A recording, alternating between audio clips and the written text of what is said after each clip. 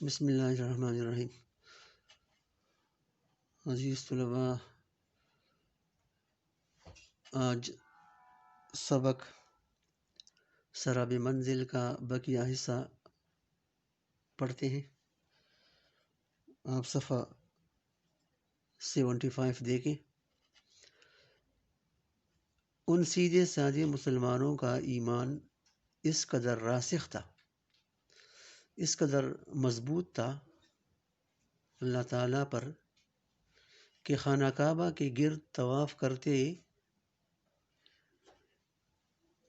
ہی کوہ طور کی چوٹی پر پہنچ جاتے تھے۔ کوہ طور وہ پہاڑ جہاں پر موسیٰ علیہ السلام اللہ تعالیٰ کی ملاقات کے لیے جاتے تھے۔ تو یہ حاجی صاحبان خانہ کعبہ کے گرد طواف کرتے تھے، لیکن وہ یوں محسوس کرتے تھے جیسے وہ کوہ طور پر اللہ تعالیٰ کی ملاقات کر رہے ہیں، اور اپنے معبود حقیقی سے راز و نیاز کر کے نفس مطمئنہ کا انعام پاتے ہیں، اور اللہ تعالیٰ سے معبود حقیقی اللہ تعالیٰ سے دل کی باتیں کر کے نفس مطمئنہ کا انعام پاتے ہیں، یعنی حکم الہی پر چلنے والا نفس مطمئنہ۔ انہیں حق الیقین کی دولت حاصل تھی، انہیں مضبوط یقین کی دولت حاصل تھی، اور بڑی بے تکلفی سے اور بڑے اچھے انداز سے اپنی اپنی فرمائشیں رب کعبہ کے حضور پیش کر کے کٹاکٹ قبولیت کی مہر لگوا لیتے تھے۔ وہ بڑے اچھے انداز سے اللہ تعالیٰ سے اپنی فرمائشیں کر رہے تھے، دعائیں مانگ رہے تھے، اور انہیں یقین تھا کہ ہماری یہ دعائیں فوراً قبول ہوں گی۔ مینا کے لیے روانگی کے دن معلم نے انتظام تو 3 بسوں کا کیا تھا۔ مینا مکہ معظمہ کے قریب ایک مقام جو پہاڑوں میں واقع ہے، اور جہاں حاجی صاحبان 10 سے 12 ذی الحجہ تک قربانی کرتے ہیں، لیکن کسی وجہ سے اب تک صرف ایک ہی بس میسر تھی۔ اب جو لوگ ٹیکسی کا کرایہ ادا کر سکتے تھے انہوں نے ٹیکسی تلاش کر لی، باقی حضرات پیدل مینا کو روانہ ہو گئے۔ نالے کے کنارے والے میرے ساتھی ہنسی خوشی پیدل چل پڑے، یہ جہاں پر انہوں نے اپنا قیامگاہ بنایا تھا نالے کے کنارے، میں بھی ان کے ہمراہ ہو گیا۔ مصنف کہتے ہیں کہ میں بھی ان کے ہمراہ ہو گیا۔ شہر سے نکل کر جب کھلی سڑک پر آئے تو احرام پوش مخلوق کا ایک جمع غفیر سیلاب کی لہروں کی طرح مینا کی طرف یا پیادہ رواں دوا تھا۔ مصنف کہتے ہیں کہ شہر سے نکل کر جب کھلی سڑک پر آئے تو احرام پوش یعنی احرام میں ملبوس مخلوق کا ایک جمع غفیر، بہت زیادہ ہجوم، بڑی تعداد، سیلاب کی لہروں کی طرح مینا کی طرف پیادہ رواں دواں تھا، پیدل خوش و خرم جا رہے تھے۔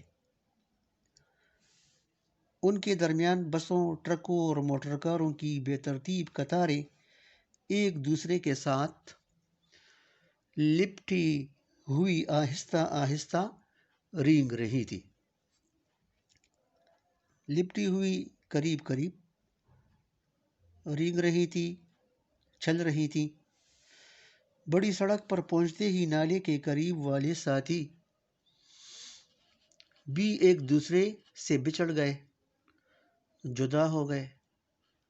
فضا میں تلبیہ کی گونج کا سائبان تنا ہوا تھا۔ فضا میں تلبیہ، لبیک اللہم لبیک کی گونج کا سائبان تنا ہوا تھا، یعنی ہر جانب یہی ایک آواز سنائی دی جا رہی تھی۔ زمین پر ہزاروں مضطرب قدم تیز رفتاری سے ایک ہی منزل کی طرف بڑھ رہے تھے۔ زمین پر ہزاروں مضطرب قدم یعنی بہت بڑی تعداد میں حاجی صاحبان بے چینی سے، بے قراری سے اپنے منزل مقصود کی طرف بڑھ رہے تھے۔ ہر ایک یہی کوشش کر رہا تھا کہ میں سب سے پہلے پہنچ جاؤں۔ کسی کو کسی سے کوئی سروکار نہیں تھا، وہ ایک دوسرے کے ساتھ کوئی غرض نہیں رکھتے تھے۔ ہر شخص اپنی دھن میں مست اور بے خود تھا۔ ہر ایک جو ہے اپنی عبادت میں اور اپنی عبادت کی شوق میں مست اور ایک دوسرے سے بے خبر تھا۔ ان کی نظریں صرف اللہ تعالیٰ کی رضا اور اپنی عبادت پر تھی۔ گرد و پیش کی پہاڑیوں پر جا بجا چونے کی سفیدی بکھری ہوئی نظر آ رہی تھی۔ ان کے ارد گرد پہاڑیوں پر جگہ جگہ سفیدی پھیلی ہوئی نظر آ رہی تھی۔ قریب جا کر دیکھا تو یہ چونے کی کلی نہ تھی، یعنی وہ چونے کی سفیدی نہیں تھی، بلکہ احرام پوش حاجیوں کے گروہ تھے۔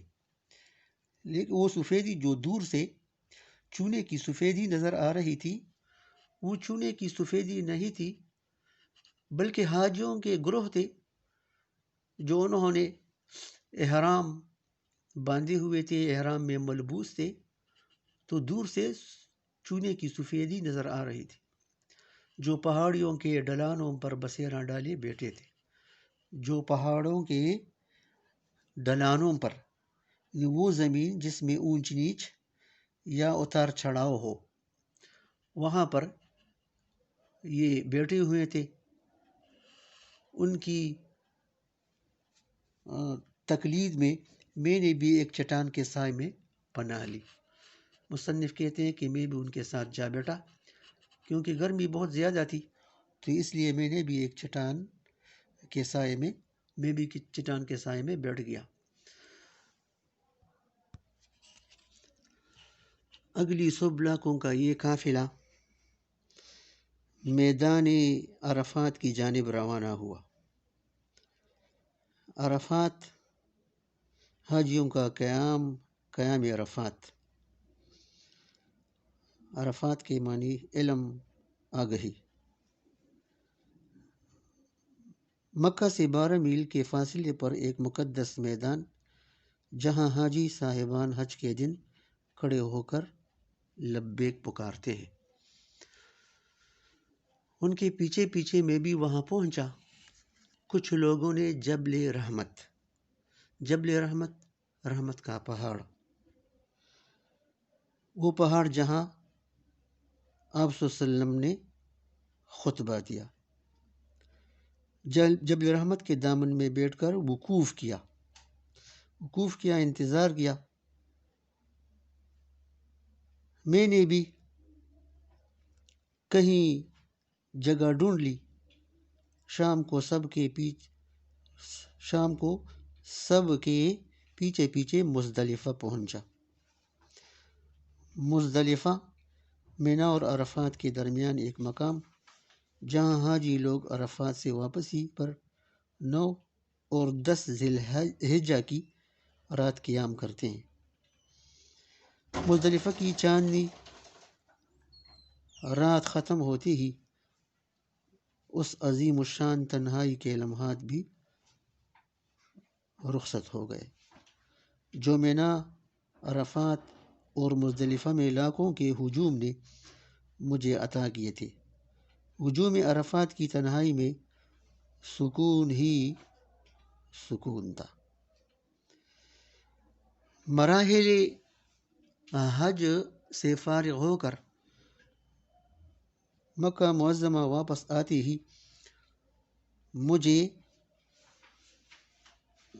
میرے سر پر مدینہ منورہ کی دھن سوار تھی۔ شوق سوار تھا کہ میں جتنا ہی ممکن ہو جلدی مدینے پہنچ جاؤں۔ دھن کے معنی شوق کے ہیں، لیکن معلم عبدالرازق محبوب نے بڑی سنگ دلی سے مجھے سمجھایا، بڑی سختی سے مجھے سمجھایا کہ میرے مدینہ شریف روانہ ہونے کی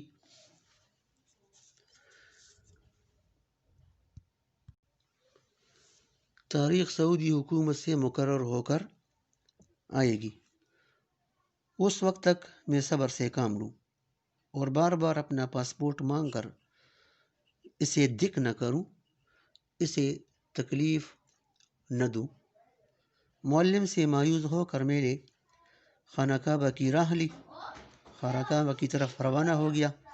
سڑک پر سامنے سے پاکستان ایمبیسی کی ایک کار آتی ہوئی دکھائی دی۔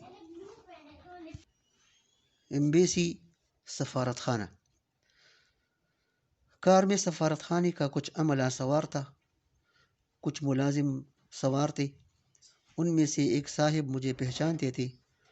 انہوں نے کار روکی اور علیک سلیک کے بعد چھوٹتے ہی پوچھا، یعنی دعا سلام سے فارغ ہوتے ہی مجھ سے پوچھا، آپ مدینہ منورہ چلیں گے؟ جی ہاں ضرور، میں نے بوکلا کر کہا، یعنی گھبراہٹ سے ڈر کر۔ لیکن کیسے؟ انہوں نے بتایا کہ خشکی کے راستے آیا ہوا پاکستانی حاجیوں کا ایک قافلہ آج شام جدہ سے مدینہ روانہ ہو رہا ہے۔ اگر میں اس میں شامل ہونا چاہوں تو ابھی ان کے ساتھ کار میں بیٹھ کر جدہ روانہ ہو جاؤں۔ میں نے بھاگ دوڑ کر الوداعی طواف کیا، آخری طواف کیا۔ نالے کے کنارے جو ہمارا قیام گاہ تھا سے اپنے سامان کی پوٹلی اٹھائی، پوٹلی تیلی۔ ایمبیسی کے عملے نے میرے معلم سے میرا پاسپورٹ وصول کیا۔ سفارت خانے کے عملے نے میرے معلم سے میرا پاسپورٹ وصول کیا اور پورے 3.5 گھنٹے کے اندر میں قافلے کی بس میں بیٹھا ہوا سوئے مدینہ رواں تھا، سوئے مدینہ، مدینے کی جانب۔ اس زمانے میں جدہ سے مدینہ جانے والی سڑک پختہ نہ تھی، بس ایک کشادہ سا روڑے دار راستہ تھا، کشادہ کھلا روڑے دار کچا سڑک پتھروں والا، جو کہیں سے کچا تھا، کہیں سے سنگلاخت پتھریلا سخت۔ ہمارا قافلہ بھی رات بھر چلتا رہا۔ صبح 10 بجے کے قریب مدینہ سے 4-5 میل اس طرف رک گیا۔ یہاں ایک کنواں تھا جس پر راہٹ چل رہا تھا۔ راہٹ یعنی پانی کا چرخ، مشین۔ قافلے والوں نے یہاں اتر کر غسل کیا، نئے کپڑے پہنے۔ میری عمر اس وقت 32-33 برس تھی۔ مسجد نبوی صلی اللہ علیہ وآلہ وسلم تک پہنچتے میری آنکھیں سرخ ہو کر سوج گئی تھی، سرخ ہو کر پھول گئی تھی، یعنی میری آنکھیں بیمار ہو گئی تھی اور راستہ نظر آنا مشکل ہو گیا۔ ایک بھلے آدمی نے میری رہنمائی کی، ایک نیک انسان نے میری مدد کی، میری رہنمائی کی اور مجھے باب جبریل تک پہنچایا۔ باب جبریل مدینہ منورہ میں روض رسول صلی اللہ علیہ وآلہ وسلم کے پاس ایک دروازے کا نام ہے۔ باب جبریل تک پہنچایا۔ باب جبریل پر عاشقان رسول اللہ صلی اللہ علیہ وسلم کا ہجوم تھا، بہت بڑی بھیڑ تھی، بہت زیادہ بھیڑ تھی، ہجوم تھا۔ ایک نورانی صورت، بزرگ، ایک سفید چہرے والا، روشن چہرے والا، نیک انسان چٹائی پر بیٹھے لوگوں کے جوتے سنبھالنے میں مصروف تھے۔ میری آنکھوں میں اب تک دھند سی چھائی ہوئی تھی۔ میں بھیڑ کے ریلے میں پھنس گیا، ہجوم میں پھنس گیا۔ ایک مقام پر لوگوں سے ٹکرا کر جوتوں کے ڈھیر پر اوندے منہ گرا، الٹے منہ۔ جوتوں کی رکھوالی کرنے والے صاحب نے مجھے سہارا دے کر اٹھایا اور اپنے پاس چٹائی پر بٹھا لیا۔ وہ ٹوٹی پھوٹی اردو بول لیتے تھے۔ انہوں نے مجھے پانی پلایا، ایک ڈاکٹر کی دکان پر لے جا کر میری آنکھوں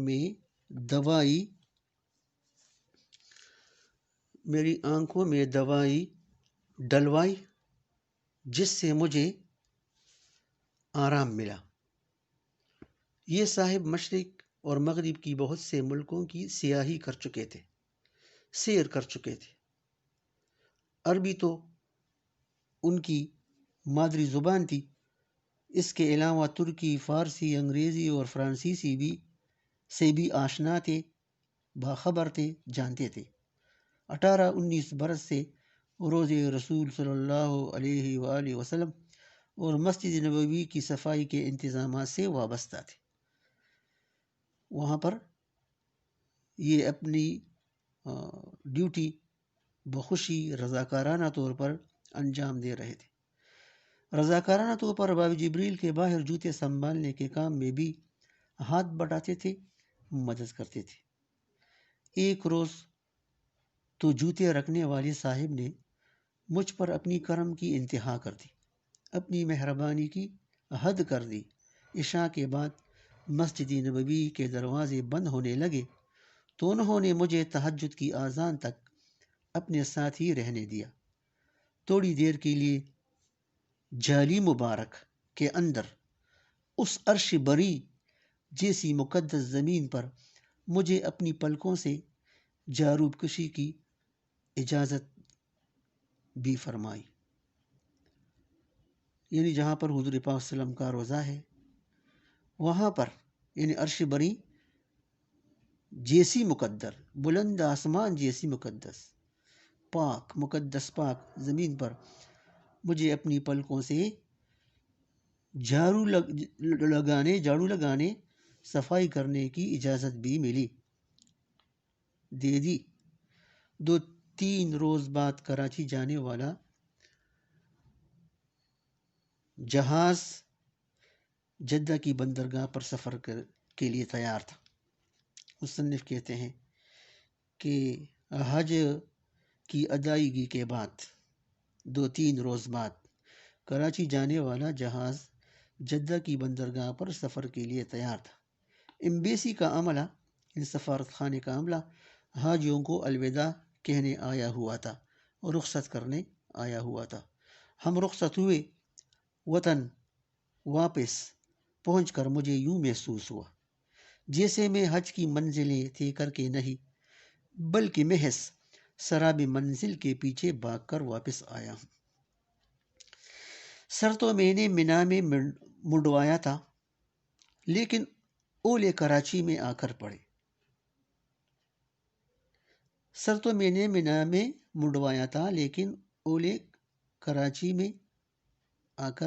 پڑے۔ اصل محاورہ ہے سر منڈواتے ہی اولے پڑنا، یعنی کام کرتے ہی نقصان ہونا یا ابتدا ہی سے کام میں خرابی پیدا ہونا۔ جب میں اولے کراچی میں آ کر پڑے، جب میں جھوٹ، فریب اور ہرس کی دلدل سے، ہرس، لالچ، دلدل وہ کیچڑ جس میں انسان پھنس جاتا ہے تو پھر نکل ہی نہیں سکتا، میں ایک بار پھر پہنچ چکا تھا۔ تو مصنف کہنا چاہتے ہیں اپنی اس آپ بیتی میں اور حج کی روداد میں کہ مجھے حج کی سعادت نصیب تو ہوئی، گناہوں سے توبہ کیا، پاک و صاف ہو گیا، لیکن جب اپنے وطن کراچی پہنچا تو پھر ان گناہ والے کاموں میں مبتلا ہو گیا۔ اچھا عزیز طلباء، مصنف قدرت اللہ شہاب کے سبق سراب منزل کے ذریعے